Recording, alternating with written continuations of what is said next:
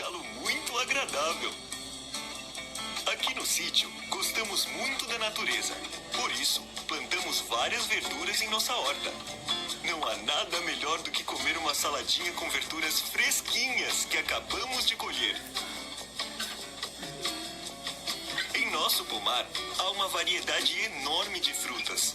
Além de bonitas e saborosas, elas fazem muito bem para a nossa saúde.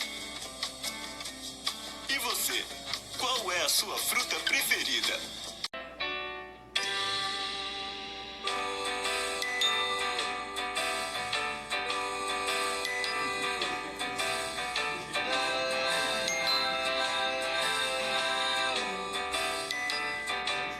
De uma semente nasce a primavera, brota um broto pela terra.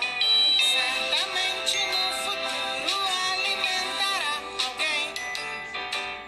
As plantas crescem procurando pela luz, o calor do sol que lhes conduz. Pouco a pouco vão formando juntas um belo pomar.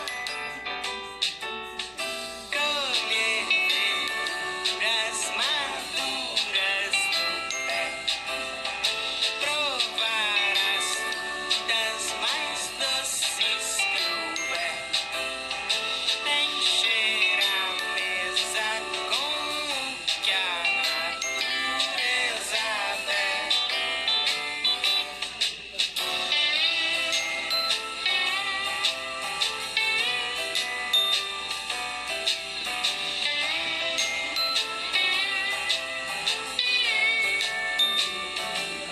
Na nossa horta tudo é transformação.